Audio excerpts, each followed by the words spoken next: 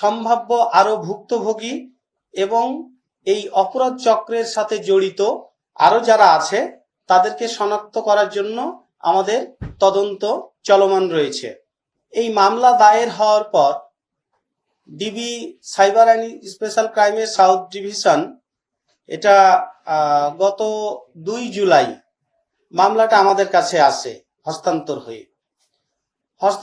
হয়ে আসার পরে আমরা প্রাথমিক তদন্ত শেষ করে 3 জুলাই দিবাগত রাতে সারা রাত ধরে আমরা রাজধানীর সবুজবাগ, বাড্ডা এবং খিলগাঁও এলাকায় সমন্বিত অভিযান পরিচালনা করি।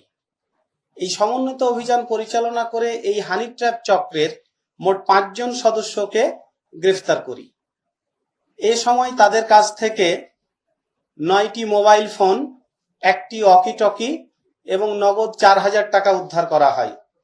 তো আমরা তাদের কাছ থেকে এই জব্দকৃত ডিভাইসগুলো পর্যালোচনা করে প্রাথমিক তদন্তে যেটা পেয়েছি যে এই চক্রটা একই কৌশলে একাধিক ব্যক্তিকে ফাঁদে ফেলে নির্যাতন এবং আপত্তিকর ছবি ও ভিডিও ধারণ করে। এই আলামতগুলা এই ডিভাইসগুলা থেকে আমরা পেয়েছি এবং এই সব তথ্যের ভিত্তিতে সম্ভাব্য আরো ভুক্তভোগী এবং এই অপরাধ চক্রের সাথে জড়িত আরো যারা আছে তাদেরকে শনাক্ত করার জন্য আমাদের তদন্ত চলমান রয়েছে। এই গ্রেপ্তারকৃত আসামিদেরকে আমরা কোর্টে সোপর্দ করি এবং কোর্টে সোপর্দ করার পরে তাদেরকে পুলিশ রিমান্ডে নিয়ে আসা হয়েছে।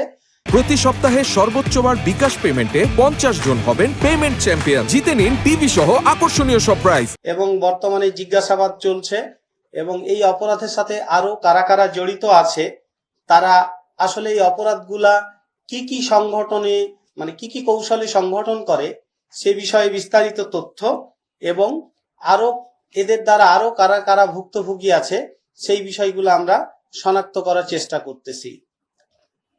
তো দেশবাসীর কাছে আমাদের অনুরোধ যে এই ধরনের অপরিচিত ব্যক্তির সাথে বা অপরিচিত নারীর সাথে পরিচয় হয়ে যোগাযোগ স্থাপনের সময় সর্বোচ্চ সতর্কতা অবলম্বন করতে, সচেতনতা অবলম্বন করতে এবং কেউ যদি এই ধরনের ভুক্তভোগীর শিকার হয় তাহলে তারা সাথে সাথে যেন আইন শৃঙ্খলা বাহিনীর কাছে এটা অবহিত করে, পুলিশের কাছে অবহিত করে।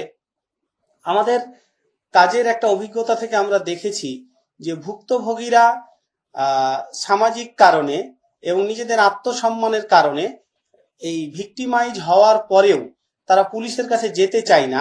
এমনকি অনেক সময় আমরা আইডেন্টিফাই করলেও তারা কোনো অভিযোগ দায়ের করতে চায় না বা মামলা দায়ের করতে চায় না।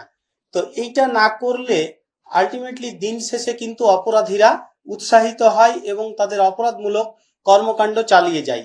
এজন্য আমার মেসেজ হলো যে সর্বোচ্চ সচেতন থাকার জন্য অপরিচিত লোকের সাথে মোবাইল ফোনে বা সোশ্যাল মিডিয়াতে বা অন্য কোনোভাবে পরিচয় সূত্র ধরে ফ্ল্যাটে বা অন্য কোথাও যাওয়া এবং কেউ কোনোভাবে যদি ভিকটিমাইজ হয়ে যায় সাথে সাথে পুলিশকে ইনফর্ম করা।